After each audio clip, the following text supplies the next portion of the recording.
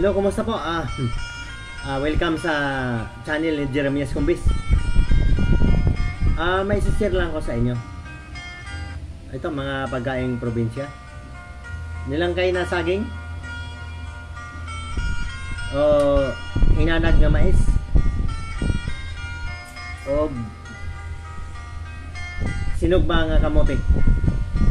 Ayan po, pasensya na kayo, Tagalog ang aking salita kasi sa tagal ko nang hindi nakauwi ng Bisaya. Pilipit na ako mag-Bisaya at matatagalan tayo. Yun po, historical po ang aking channel at gusto ko makapagbigay ng aral sa inyo.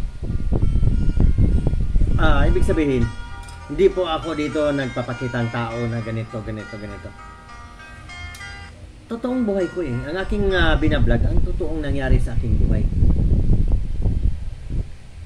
Alam mo ba itong inanag nga mais? Kaya paborito ito. Naalala ko yung kami pag nananggi, kung tawagin sa Bisaya, mananggi ka. May daob ka dito sa gilid. Kaya, mga anagon kay libre naman na.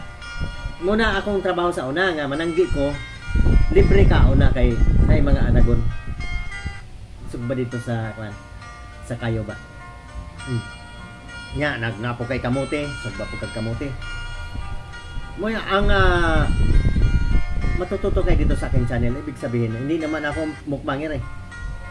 Ang ibig kong sabihin dito, ito napakasustansyang pagkain. Ito mga mais at ang kamote. Kaya po dapat tangkilikin po natin na paano natin matangkilik ito. Yan ang malaking katanungan mga guys. Kasi maraming nagpakukungwari na sila'y taga-probinsya, mga ganito. Pero di nila naintindihan kung anong ang buhay probinsya. Paano itanim ito si mais? Kaya po, unang-una, pasasalamatan ko ang mga magsasaka. Dilaw na mais to eh, baka dito lang to sa Cagayan eh, Northern Luzon. Kasi sa Mindanao kami dati, alam nyo naman, sa Mindanao ako. Ang mais doon karamihan karamihan puti. Pero napakasarap po ito.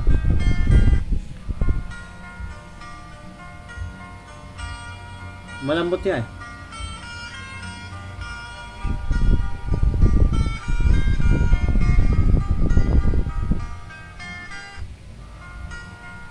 Anong matutunan nyo dito? Kakain ka lang ng mais. Ang ibig sabihin po dito, suportahan natin ang mga magsasaka, tulungan natin, lalo na sa mga leader ng ating bansa. Lalo na sa mga palay. Dito sa Manila, napakamahal ito. Pero doon sa probinsya, naalala ko kaya, paborito ko ito eh. Libre na doon pag nananggi ka. Basta anagon na isa yun na yan. Doon ka na, ihaw ka doon ng mais. Inanag yung tawagin.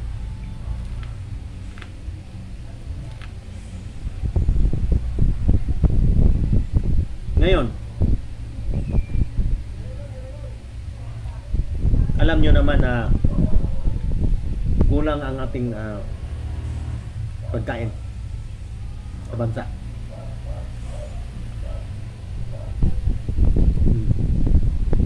Bigas.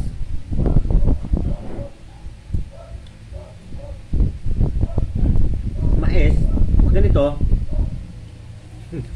Hindi natin alam baka may imported na rin ha. Kasi ang ating bansa na agricultural, parang nabuhay na lang tayo ma-imported ng kinakain natin. Bakit nangyayari yun? Hindi ko alam ha. Ang ating kasing mga magsasaka, unti-unting nawawala. Wala kasing suporta. Unti-unting nawawala. Kung bayad na yan, ano ba yan? Iiwan na.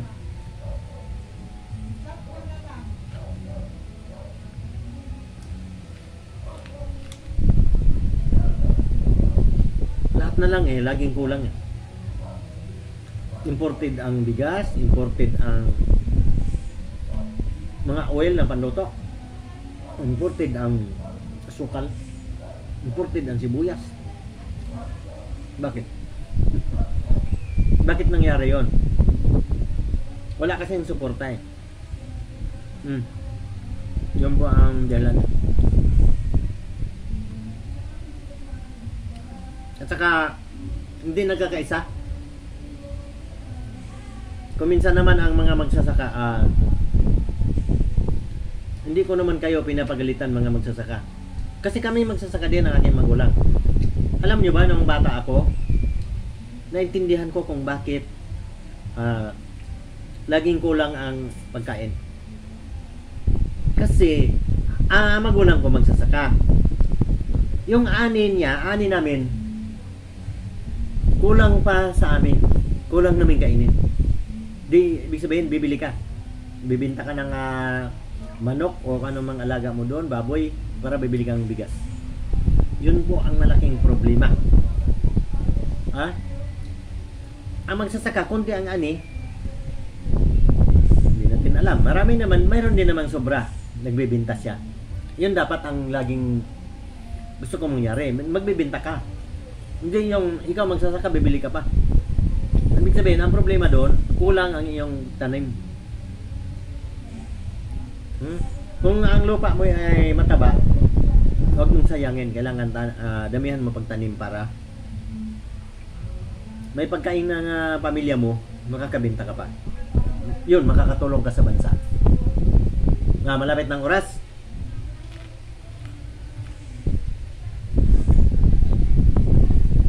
Teka, bago magtapos ang oras, kakain muna ako itong nilangkay.